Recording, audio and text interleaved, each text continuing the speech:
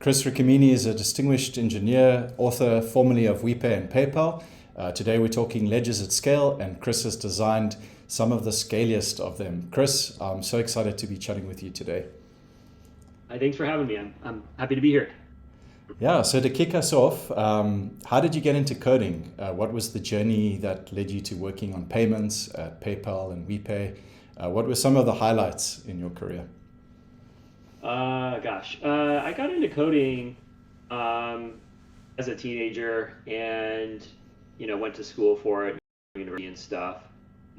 Did a few small projects. I built like a referee scheduling system or something as a kid.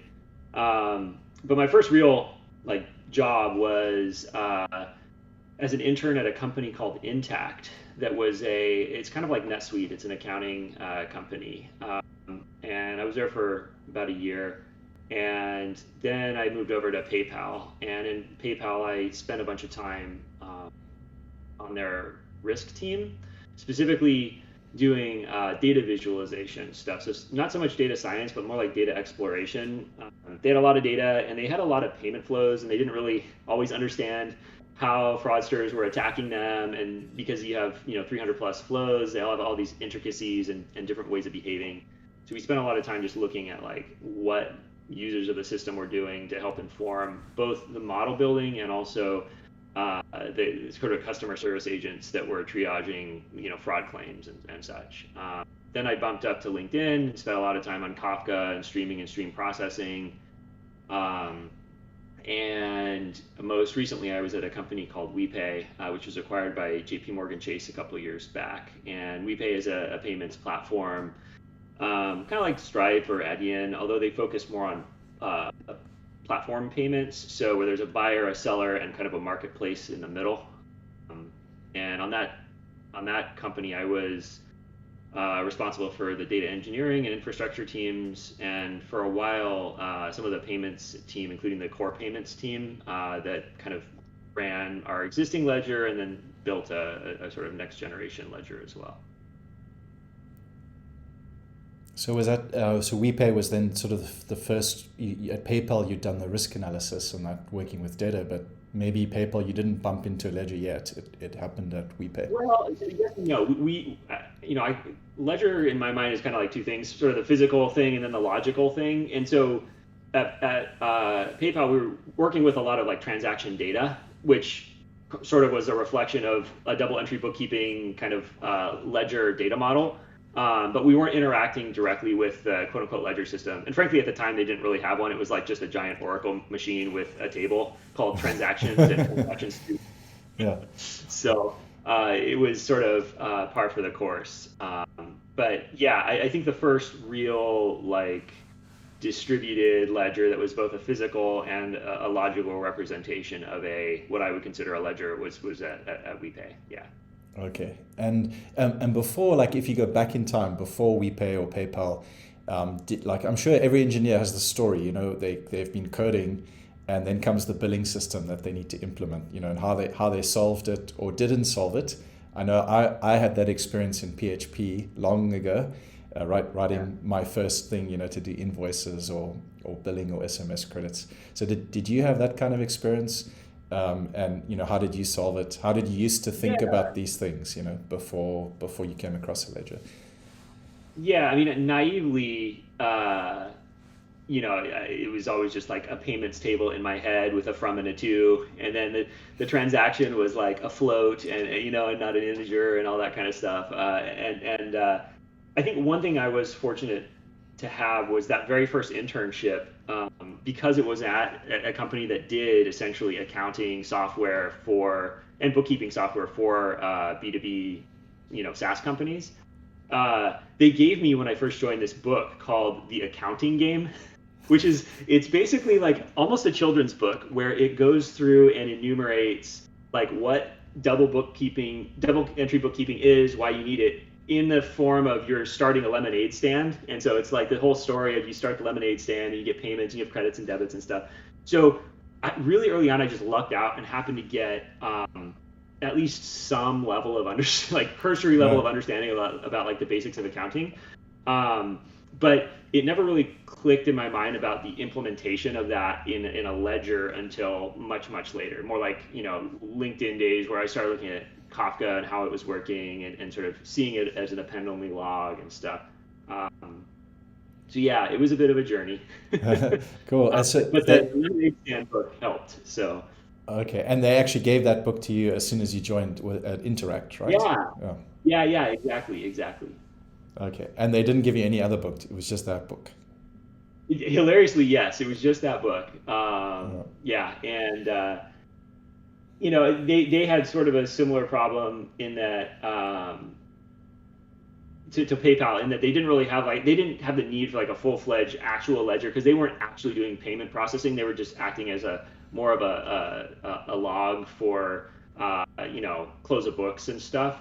Yeah. And so again, it was like, they were more hyper focused on the accounting data model, and like how you set up a transaction and subledgers and all that kind of thing, and split payments and everything, and not so much on just the technical implementation of it. It was still just a MySQL table with a bunch of records in it. But Okay. yeah. And how did like things go wrong like before a ledger? You were thinking of like this big payments table.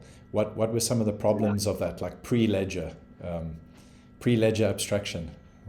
Yeah, I think there's kind of two ways that I've seen things go wrong. One of them is having a data model that can't accommodate all the complexity of uh, a real accounting system, and a real set of accounts and transactions that you need to have real world scenarios where there's reversals and chargebacks, and pending stuff, and there's like various states that money goes into when it's coming into and out of an account and stuff.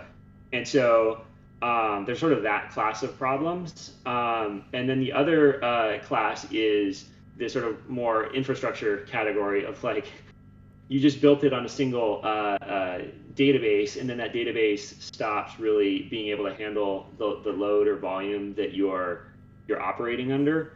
So when I was at PayPal, for example, they were just running on a single giant Oracle instance, and there was a project that was ongoing in my periphery. I wasn't involved in it, but it was like a small tier thing of splitting it into two. And so you now have two databases, and there would be a latency, so that because they had been relying really heavily on everything being fully transactional, in a single DB.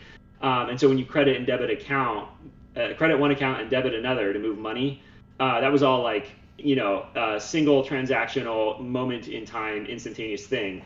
Moving it to two DBs, all of a sudden it became no longer quite the same. And so there was this huge undertaking to try and sort of re-architect the system to be able to accommodate that. And they wanted to keep the balances like within 5 minutes of reality or something. There was some target where they had a latency window that they were allowing. So that's an example of more of the physical side of things not working out as well. Okay, and that was like two it kind of, is that a like active database, or writing to two sites and doing some kind of two-phase commit across them, and just two replicas, two physical It replicas? was, yeah, no, it was definitely. Actually, I don't remember. I'm not going to say because I don't recall. I can't remember if it was. This is going back almost 20 years now. But I don't remember whether it was replicas that were like replicating async, or whether it was actually sharded, and half the accounts were in one and half the other. I kind of think it was replicated. I think they might have been like doing Golden Gate or some equivalent to Golden Gate for the Oracle stuff, but this is far back in my memory. And can I ask, like, did you work with some of the founders of PayPal back then? No. I was. This is well after. This is well after them. I was at PayPal from 2006 to 2008. First as an intern, and then I kind of converted to full time. Okay. So yeah, well after they were all. I worked with some people that worked with the founders, but it wasn't until I got to LinkedIn that I met, like Reid Hoffman, for example. I didn't know anybody at PayPal that was that fancy. They were all gone already. Okay, awesome, Chris. And just like one last question. This comes in from the chat. So Sarah asks, like, with this PayPal system you've been describing. So she asks, eventually the reconciliation failed, right? Or did you have that moment, like putting out the fire, fixing up the data? Uh, yeah, so like I said, I wasn't super involved. I wasn't involved in that project. That was happening more at my arm's length.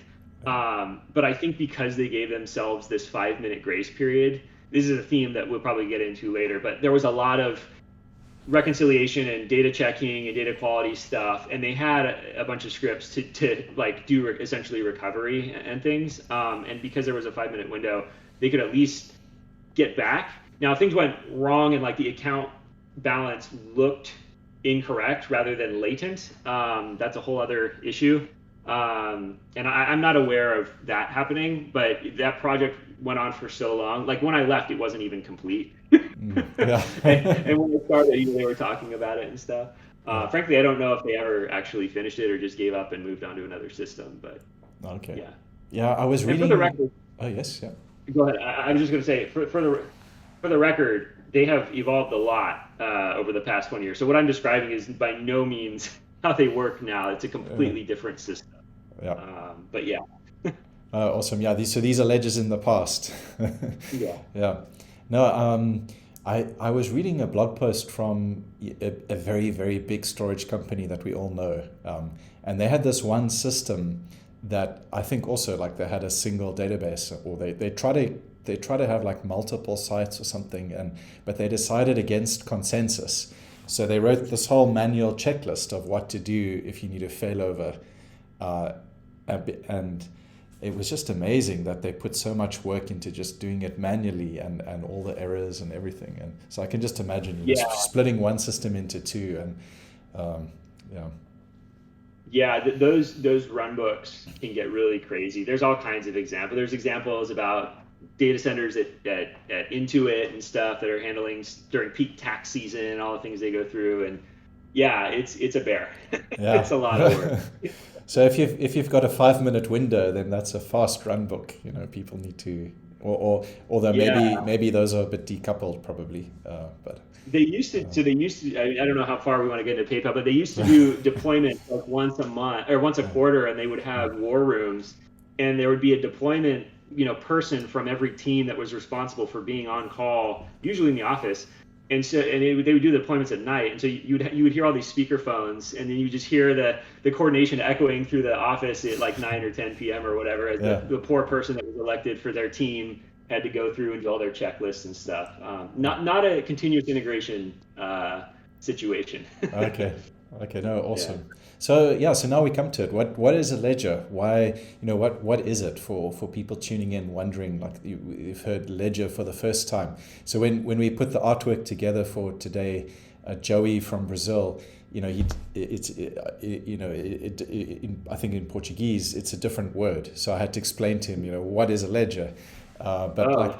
like for everybody tuning in, what's the best explanation you've come across, and why use a ledger? What can you do with it?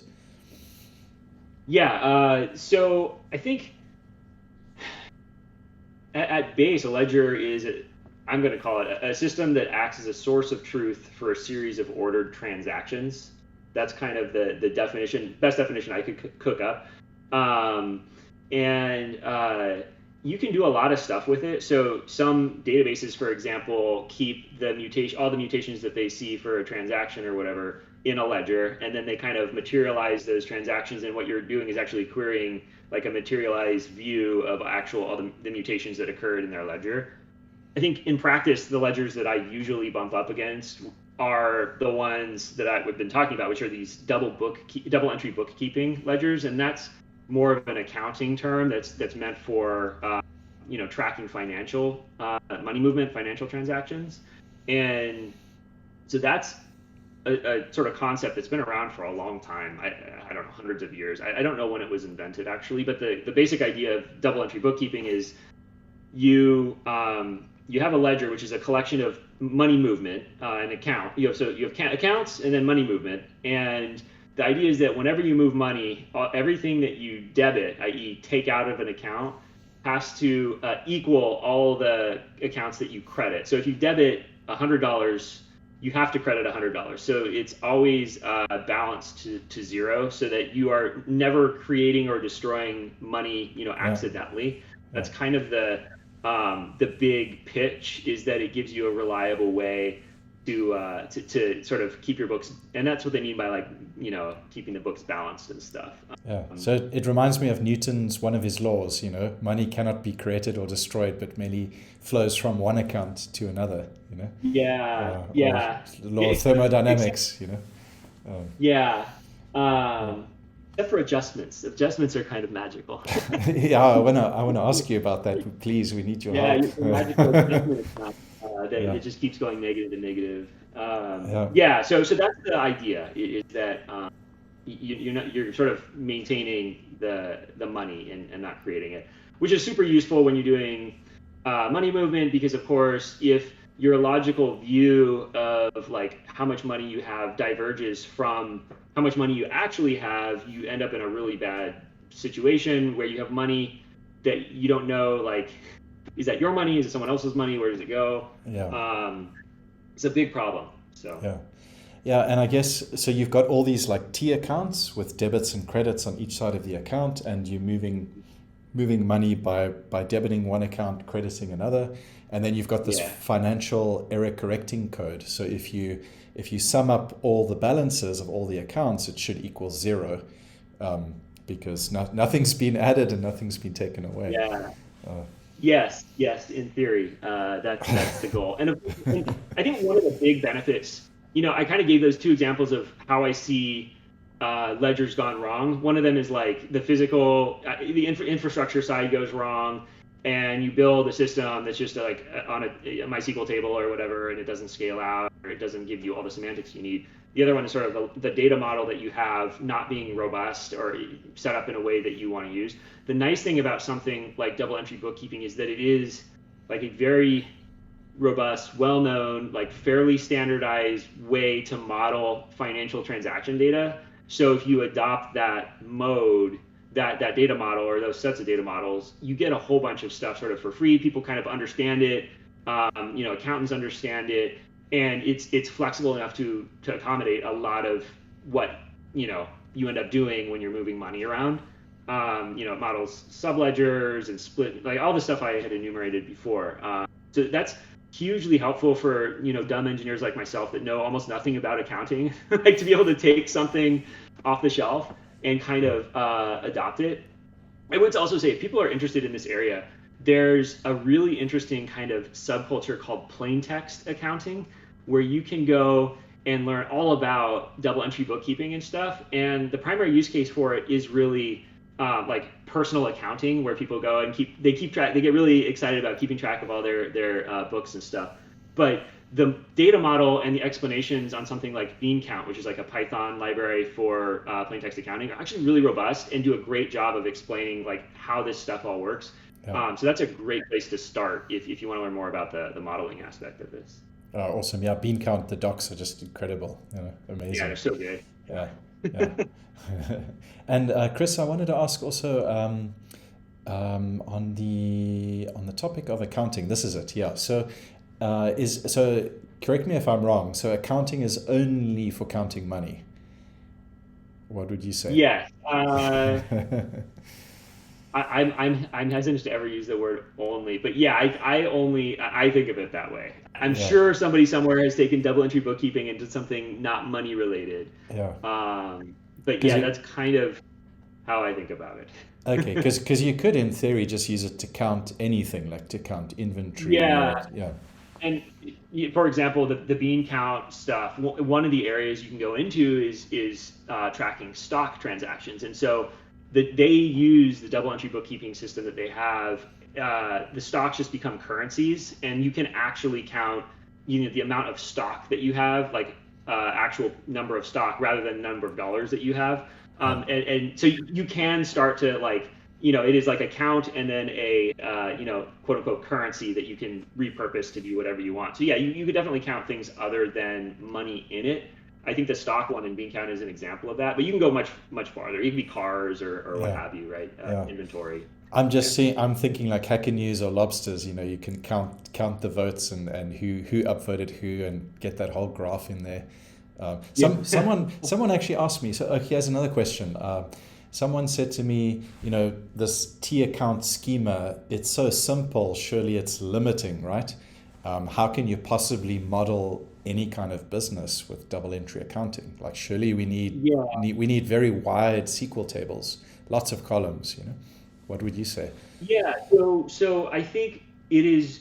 I think when you look at sort of classical double entry bookkeeping, and the T and it's just account and money movement, it looks super primitive.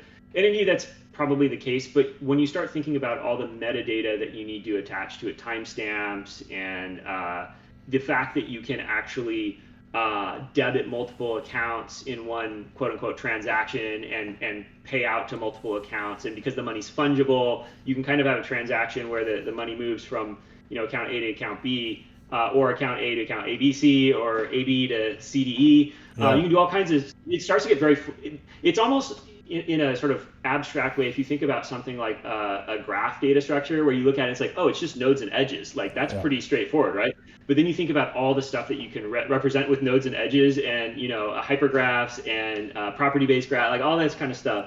It's kind of similar to that, where it's such a basic primitive, you can build a lot. So another example would be like if you wanted to have this concept of pending, where the money is like not it has been taken out of the account but has not yet been settled. You can actually create a separate pending account or a sub account where the money moves from settled to pending, and then from pending out to the other accounts pending, and then back into the other account settled. So you can really use it to build really complex stuff that actually does end up reflecting what real businesses do. But it definitely has that vibe of like, wow, this looks like you can't really do a lot with it. Yeah, I'm with you. Something like James Cowling once said to me, it was in a different context, but we were chatting about distributed systems, and he said, well, build simple systems, people. Like let's build simple systems, because no matter what you do, it's always harder than you think. So keep it simple. But then he said this. He said, a simple system or a simple abstraction is highly composable. Like the simpler it is, the more you can compose it. And then it came back to me, with these T accounts, they're so simple that they're actually extremely highly composable. You can, like you said, it's a graph database. You can model all kinds of things. It's these transitions. It's basically financial state transitions. And just to go back to something you said, how long has accounting been around? I was looking up for some cool quotes, and the German author Goethe, he said that accounting's the finest invention of the human mind, and I thought, wow, that's really cool. But then, like just coincidentally, I was wandering through Padova in Italy. Larice of the Zig Software Foundation said, check out Padova. So the next thing I know, I'm there, and I stumble into the Botanical Garden, which is one of the oldest in Europe. And the next thing, there's this giant palm, and the whole palm tree is inside of a house, because this palm tree is 500 years old.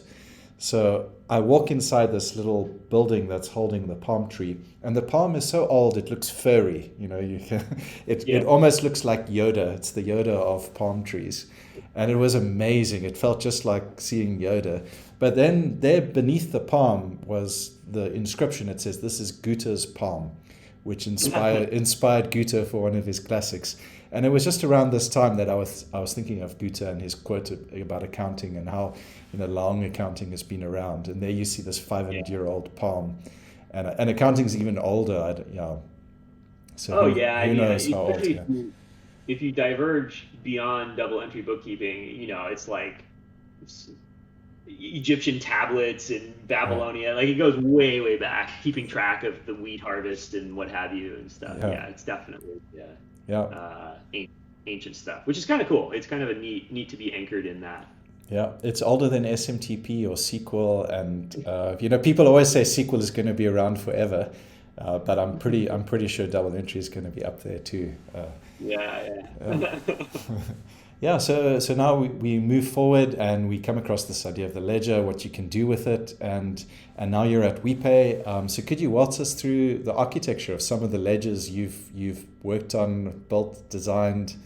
And I mean, Yeah, it seems so easy and simple, right? Just debit and credit. yeah. But what's hard? It seems so trivial.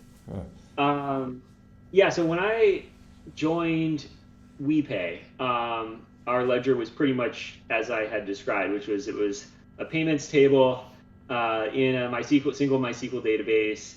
We at least had the fortune to have the concept of payment legs, which is a subtable, so that a single payment could have multiple legs, which is sort of a accounting term as well. Um, and payment requests and stuff. So they had kind of evolved a somewhat robust, I would say, basic form of double entry bookkeeping inside the MySQL table or set of MySQL tables. And the main problem we were really suffering from at the time was that MySQL database was starting to not be able to support our peak volume. And I think that's confusing because when you look at most payments companies, they don't often have a very high volume of transactions when you compare it to like quote unquote web scale stuff, right? I was coming from LinkedIn where it was like millions of queries per second that we were thinking about with web services, even on a single machine. Like we could put Kafka through that, for example. No payments company on earth handles millions of transactions per second. Visa isn't even close to that, right? yeah. Even Amazon, What sort of scale are Visa at, roughly? it's evolved a lot. I honestly don't know the answer to that question. I think the two numbers I can cite are there's a Fauna DB post where they kind of either publicized or calculated Amazon's peak volume. It was something like 10,000 transactions a second. And then when I was at PayPal, 2006, 2007, it was like, single digit transactions per second. So you figure Visa is maybe, I don't know, a few hundred thousand, maybe a million transactions a second across the global network at peak. I honestly don't know. Hmm. But like I said, coming from a world where you think about a million QPS on a single web service instance or, what have you, it's just several orders of magnitude smaller. And more And difficult. Like, and yeah, these are the systems yeah, that are struggling. Yeah. yeah. And so I think, you know, it sounds like, well, you shouldn't have a scale problem, but in reality, there's a lot of like back office stuff that happens behind the scenes. There's fraud calculations. There's bulk movement of money. So you receive settlement files that have hundreds of thousands of transactions in them, and that just comes over an SFTP server. Now you need to process all these transactions, and so you're like Yeah. cranking through them and just beating the hell out of the poor MySQL. They do this. Yeah. And so our main problems were more scale oriented. Not to say we didn't have double entry bookkeeping issues. There was a particular thing where we wanted to do split payouts, where essentially we wanted to be able to hold money in reserve for a chunk of cash. So if you had $10,000 account balance, we might want to pay out, say, $1,000 almost immediately, like maybe direct debit or whatever. So you get that money immediately, but we want to hold that other 9,000 because it is possible that the transaction was fraudulent, and we want to let some time go by before we release the remainder of it. And the data model we had couldn't accommodate that. It was all or nothing. So you had to take that $10,000 and sort of push it all the way out or keep it in the account. So that was a sort of thorn in our side for quite a while. But those are the main issue is really this scalability one. Yeah. I, So I've go ahead. been, yeah, just to jump in, I've been wondering about this, if my theory is correct, but it seems to me also that with double entry, what you've got is you with business, because we've been talking about transactions, and I think that's in the sense of business events, like business transactions, like so and so took a Uber, ride somewhere, or someone booked an Airbnb, or it's business transactions, or PayPal, we pay money is actually moving, but I think the trick is that often with these transactions is there may be, on the one side, on the debit side, you've got a lot of different accounts being impacted, but on the other side, on the credit side, maybe it's all going through the bank account. So you've got a lot of contention where, and then SQL and Rolocks are kicking in. Yep, exactly, is exactly. And so there was a particular table we had that would track, some of this money movement, and one of the accounts that we had was the WePay like fee account, right? So we would take a fee of every transaction. That was kind of how we made our money. And so for every single payment that came through, we would touch that account to put some money into it, right? Yeah. And at some point, you have so many transactions coming through, and you think, well, even if you shard it, well, if you're sharding by incoming merchant, that's still all going to one account, right? Yeah. And so it gets a little dicey. So we started having like multiple fee accounts, and now there's like 20 WePay fee accounts, and then you no longer have a single view of the account balance for the WePay fee account, and it gets more complicated. So yes, I think there's definitely sort of hot, for lack of a better term, hot partitions or hot accounts that happen. Yeah. That's for sure a real problem. Yeah. And you were saying, Chris, like this is, orders of magnitude less than a million TPS. So you'd think it's 100 or 10 a second or 10,000 a second. Yeah, it was exactly what you said, which is it was lot contention, where we're trying to do these money movements transactionally while we're also trying to read it and write to it, and it was causing a lot of issues in the DB for those particular accounts. Yeah. And were these also, was there basically like one journal entry per business event? Hundreds of business events a second, 100, or was there some amplification that there's maybe more journal entries? No, there was definitely amplification. So a single like credit card swipe would become multiple money movements, one to the fee account, one to the merchant, and then one potential, because we're a marketplace, one potentially to the actual party that was getting settled out to, and then even from there on, it could fork out even more. There's failures and retries, and the bank doesn't always process everything, and then sometimes the money comes back because the account was wrong, the settlement account was wrong or something. Yeah. And so a single incoming transaction could easily end up being 10 plus records in the database. Yeah, definitely more than one for everything. Yeah. Okay. It's so fascinating to me, that you can be used to operating, massive systems that do 1 million TPS, and those are easy. And then you have this system where you're doing a few business events a second, and it's just so difficult, Yeah. The way I used to explain it to people, especially in interviews, they'd be curious about like, well, what kind of technical problems do you have at a payments company? And I'd say like, look, at LinkedIn, we were very focused on scale. And so everything was about how do we process, millions and millions of requests per second. And we were far less focused on, durability and transactionality. And in reality, if we processed like 99.9% of the requests, like we were pretty good. Like if we lost like 0.1 or 0.01, I mean, for a long time, Kafka lost data. They had to do a lot of audits to figure out. And so, it was actually lost data for many years. And that was fine, like for the kind of data we're dealing with, because the value of each individual transaction at a company like LinkedIn, bar a few types of transactions, is actually very low. Like a web view event in and of itself is, a fraction of a cent at most. Yeah. The inverse of this is what we were dealing with at a payments company, where there are far fewer transactions, but the value of each individual row or record or chunk of data could be hundreds of thousands of dollars. So you literally cannot lose anything ever, right? Yeah. Like if you do, it's a big problem. And so you end up building very different kinds of systems. Like the distributed systems you build at LinkedIn, they're far less durable and far less transactional at the beginning. And the stuff you build at a payments company is far less scalable and far more transactional and durable at the beginning. And of course, what you want eventually is they merge, and the scalable systems want to become more and more transactional. Kafka introduced idempotent writes and transactions, for example. And the highly transactional ones want to become more durable, or more scalable rather, and that's where you start to see like NewSQL and all that kind of stuff, right? Yeah. So it's just very different starting points and very different ways of looking at things. Yeah. So these are kind of the invariants that you need from the ledger.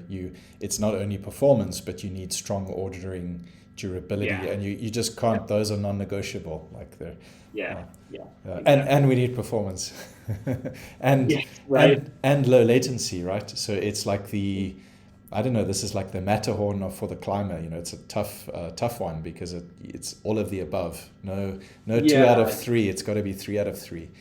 Uh, yeah, yeah. exactly. It really gets tricky. And like the next generation ledger that we built at WePay, which we can talk about. You kind of alluded to it with the Waltz pun in there.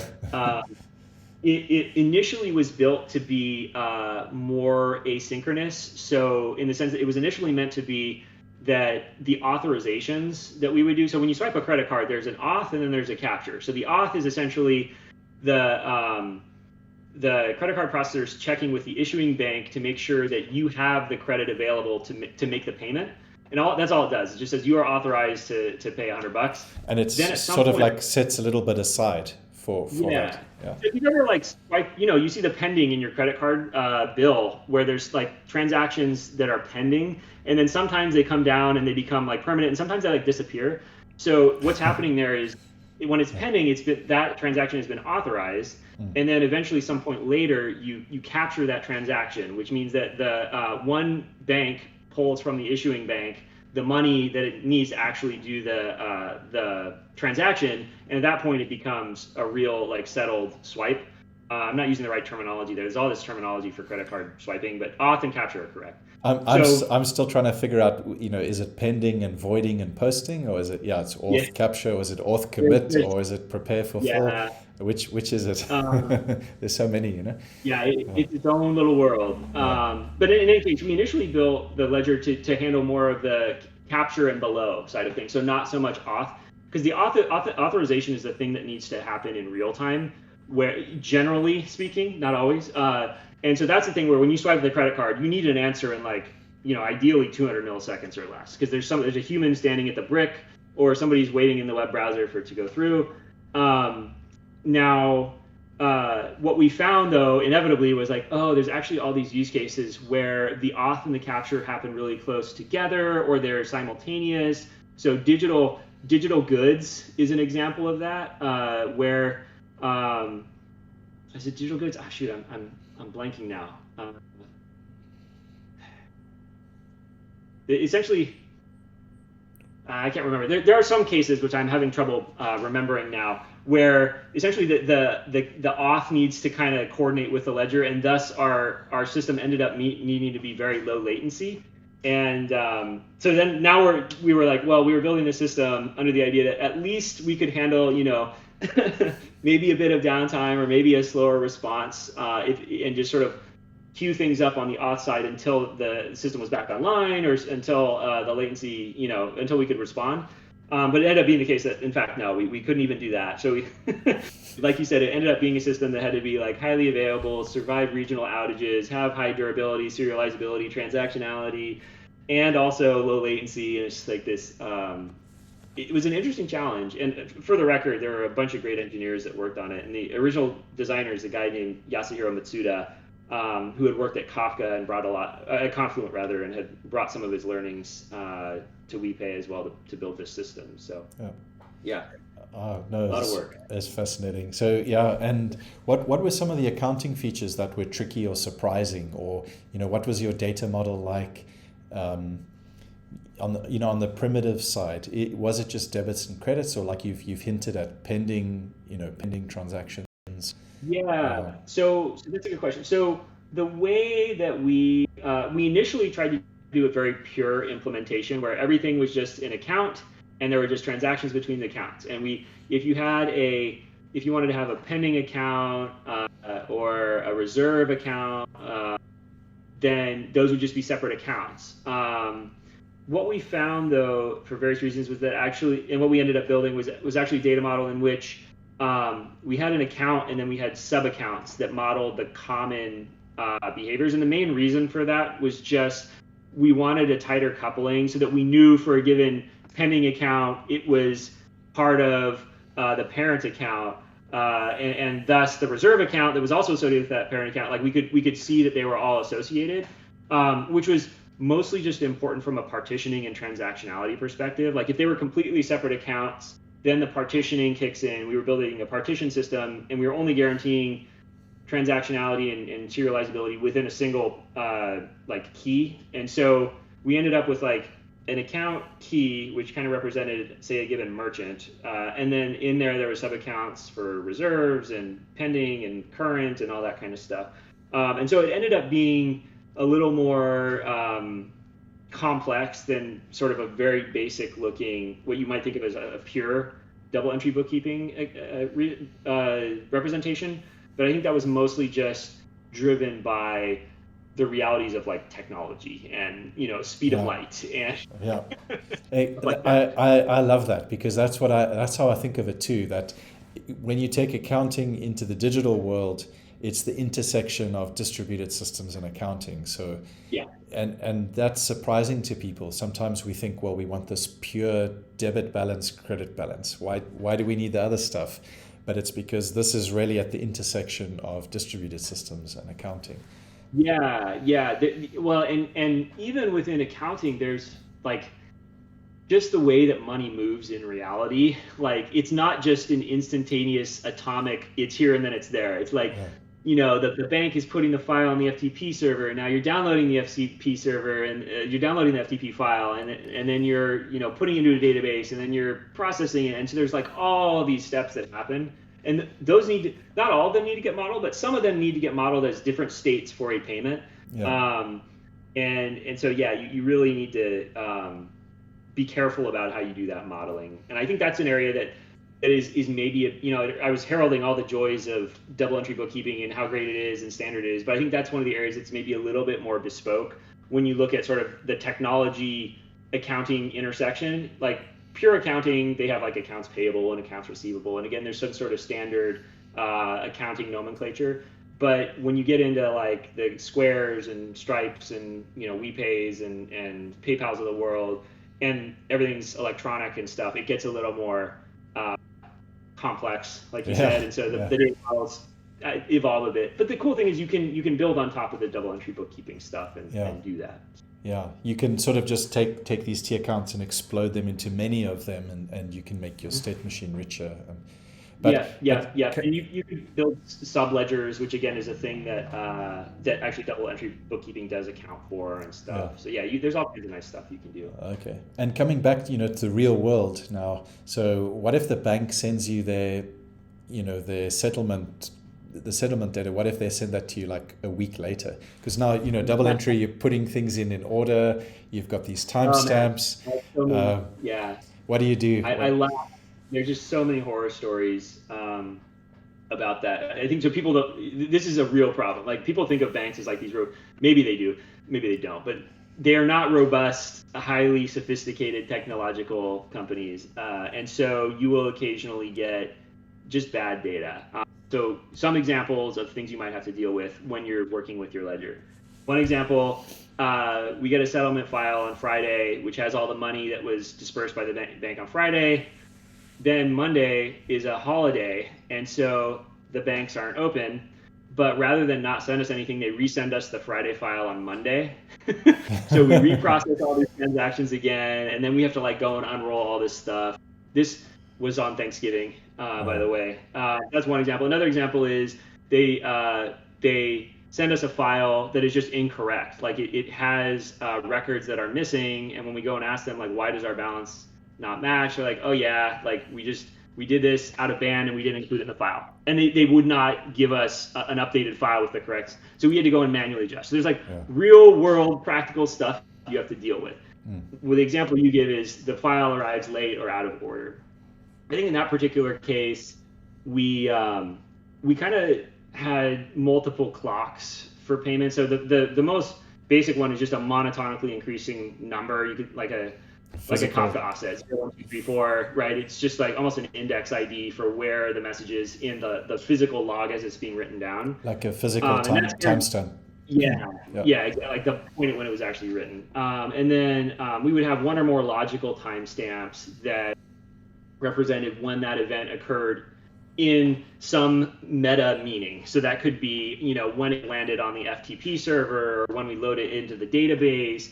And we adjusted that definition, or had multiple of those clocks depending on the individual use cases. So we had like finance time and settlement time and so on, which came to mean different things depending on even the kind of payment it was, which is not ideal, but sort of how it evolved over time. Yeah. And the big key there is that the guarantee is always, the consumers of the ledger will always see the messages in physical time. So it's always going to be guaranteed to be ordered in the way that they were appended to the log. But that does not mean that they're going to be ordered. You're going to see the order in logical time. You're going to have to stitch together what reality looks like for you, sort of after the fact. Yeah. And the way that manifests itself is the downstream systems often would need to handle late arrivals, which, if you're kind of familiar with streaming or stream processing, looks very much like a windowed aggregation, where you have like a set time and you think you have all the records, and then some late arrival shows up after the set time, but it's actually in that window, and now you need to go and recompute everything. And so the way that we would handle that varied from system to system.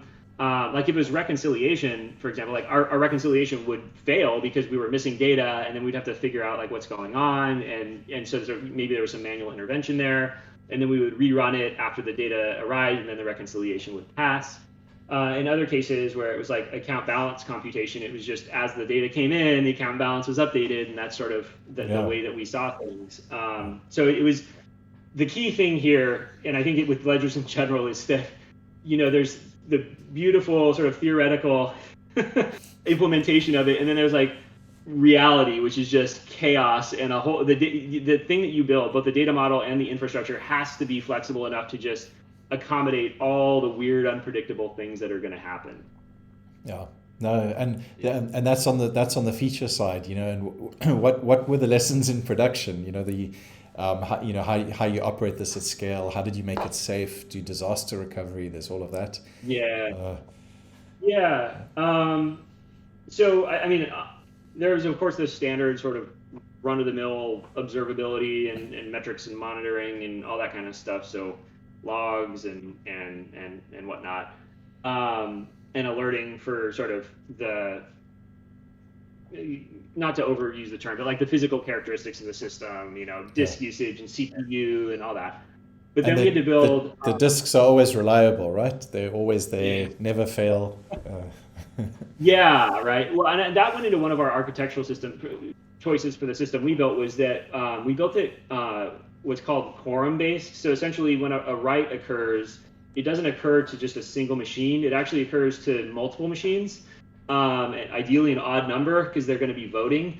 And so what happens is the write occurs, it goes out to at least n over 2 plus 1, or n plus 1 over 2 machines, and then it marks that it's done, right? And so when a read occurs, all you do is you read from the set of machines, and you try to get quorum, which is the number of votes, the most number of votes for the given data, which is ideally more than half the machines are going to agree on a given record value, and then that's the value that you use. So it's a way of getting some durability and consistency. I think a trade-off there is it's more latency intensive,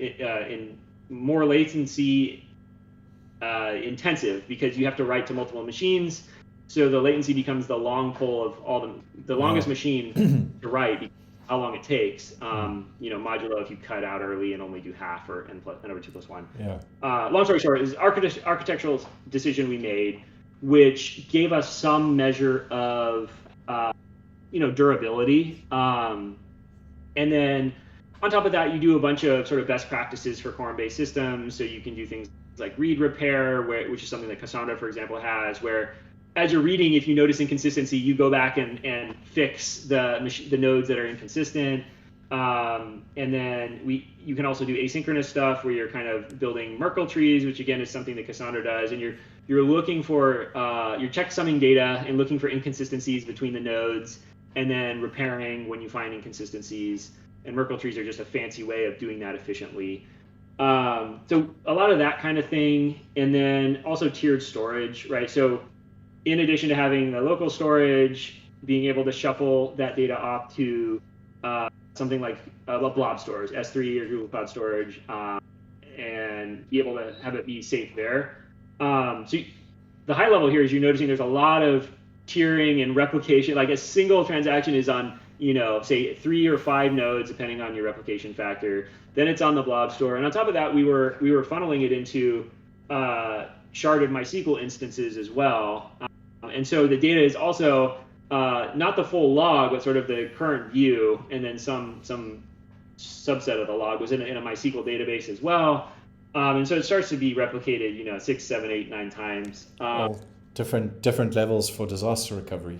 Yeah, exactly, for DR, right? And so like in a really catastrophic event, you're recovering from a blob store, but in that scenario, maybe you've lost some window of transactions that you now need to go and recover manually by looking at your bank logs, your settlement statements, or what have you, which you can again do, but now it's like a really painful process. Yeah. So all we're talking about right now is just the physical aspect of making sure the data is secure, but there's a whole other aspect to it, which is like, logically, does everything still check out? Like, does the math work out? Are we still, net zero, not creating or destroying money by accident? And so our business analytics team, which is kind of like an analytics engineering team nowadays, what they would call it, I think, they built initially batch-based reconciliation, and then eventually they were moving towards real-time reconciliation. And so the idea with this is that they are looking at what we see in our ledger, and they're comparing it to what we see elsewhere and making sure that the numbers match and that everything like checks out as it's supposed to. Yeah. And it became quite a critical thing. Some of our partners, the banking partners all require it. So if you're processing money, especially it's what's called a PayFac or payment facilitator, which is what we were, you need to be able to reconcile with the bank so that they're comfortable doing business with you. And so it's like a daily thing. And then the nice thing about real-time reconciliation is just that it keeps things from getting out of hand sooner, and it also means that you can expose that data to your customers sooner for their reporting purposes, because they also want to do reconciliation with your stuff. Yeah. So there was a whole reconciliation aspect to it. We actually have a number of blog posts on that on the WePay site as well. So that's just a little bit of what we did. There was a whole bunch of automation to make it work at scale as well. Yeah. So would you say don't do this at home, kids? Like there's just tons and tons of work, Yeah. I would say don't do it at home. And I would, even for us, like it was a multi-year project, and by the time I left, it was still not 100% done. It was like the Oracle PayPal split, right? It was just this never-ending. So it rolls out, and then we get it going for domestic U.S. payments, and we wire on some subset, and it was a very delicate, long, drawn-out process, deliberately so because we were being very careful. But it's a huge investment. The only reason we would do it is because it was like our core business, and even then, it was like we were kind of forced into it. We couldn't really find a thing that we wanted off the shelf at the time. We looked at Kafka and Kafka transactions, and we looked at Spanner and a number of other NewSQL systems, but there wasn't really stuff that kind of met exactly what we wanted in our needs. So that's what we ended up with. Chris, just as we come into land, like if you could do it again, like design a ledger for the future, what would you do? What would be like your 1, 2, 3 punch? Yeah, I mean, there's some like nitty gritty stuff. We were on our system. We were dependent on Zookeeper, which kind of added a whole bunch of operational complexity. I would much rather have us adopted Raft. The other thing that was kind of problematic for us was the ledger we built was essentially just a write-ahead log plus protobufs that resembled double entry bookkeeping. And the database was off to the side. And of course, everyone wants to interact with databases. And so the client we built was convoluted and complicated, and it kind of tried to help you manage both the ledger and the database, but it was hard to use. And so bringing the database into the fold more and making it more part of the ledger was definitely something that I would have liked us to do. And in fact, we were starting to look at that, like what would it take for us to build something more tightly integrated and more usable. Yeah. Really robust UI would have been nice. I think that's like, we were all CLI based, which ops wise you've got to have, but then sometimes I just want to look at a really nice UI. Yeah. We didn't have that. Yeah. And then the other thing was we built it on the JVM, which given our skill set, like that was definitely the direction we should have gone. But over the past few years, between Rust and Go, and I know Tiger Beetle is doing Zig, I think there are probably better choices for this kind of infrastructure at this point in time. And then, especially for low latency, with if you're using a GC language, you got to work so hard. low latency for sure. And then I think some of the properties and guarantees you get at compile time from languages like Rust and Zig are really compelling and interesting. Beyond the type safety stuff that something like the JVM gives you. When you're building a system dealing with money, it's nice to know that kind of stuff is at compile time, predictable. So yeah, I think that would be something that we would definitely look at too. But that's sort of the list that I have. Awesome. It's amazing. So, like, I think there's always this old saying, like, where there's a bank, there's FTP. So do you think this is still true today? Or is maybe SFTP more common? So I think SFTP is still the norm. Okay, good. And when you actually think about it, like, it kind of makes sense in a weird way. Like, it's actually very high throughput. It's encrypted, right? And it's transactional in the sense that, like, the file's there and then it's not there. Yeah.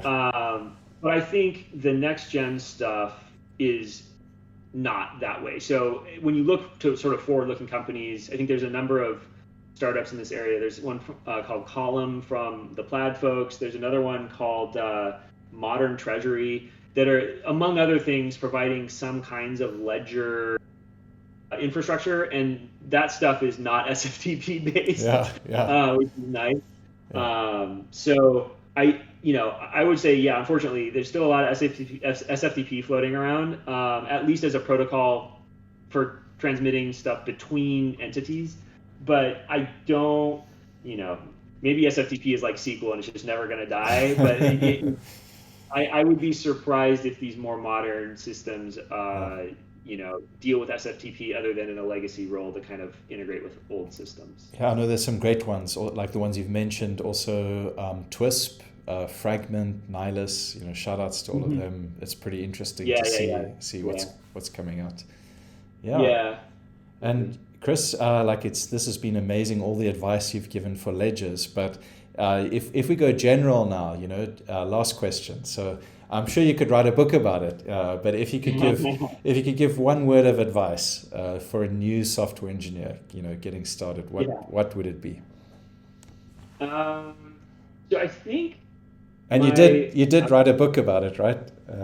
Yeah. So thank you for leading me into that one. So you should write a book. Tell us, and I've ordered it, so I'm gonna go check it out. I can't wait to read it. All right. Yeah, we could use some more orders, I think.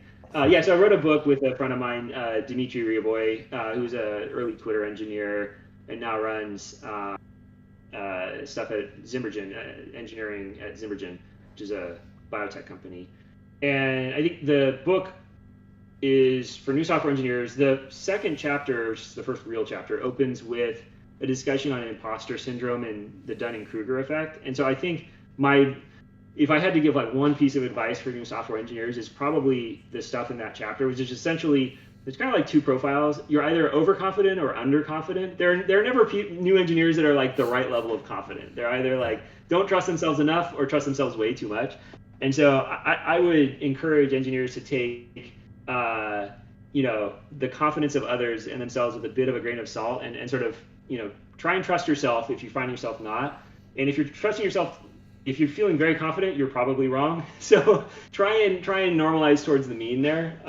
That's my best advice that I can give for new engineers, is don't be either over or under confident. Just kind of try and split the difference a bit. Yeah, there's this great Henry Ford quote. He says, "If you think you can or you think you can't, you're both right." Yeah. Yeah. So I don't. Exactly. I guess that's sometimes an encouragement, or it keeps us level. So Yeah. Yeah. So yeah, I think that's the parting advice I have for folks. Thanks awesome. for having me. This was great. The time flew by. I can't believe we're already over an hour now, but thank you. Yeah, yeah. Well, thanks to you, Chris. It's been fantastic just listening to you. For me too, it flew by. I wish we could carry on. Maybe we can do another session, go into all the primitives in so much more detail. But really appreciate it. And your book is The Missing README. Yeah, I'm not doing a good job plugging it, am I? That's my job, so I'm happy. Yeah. We All right, thank you. Again, thanks so much, Chris. It's been a blast. I appreciate it. Thank you very much. Bye.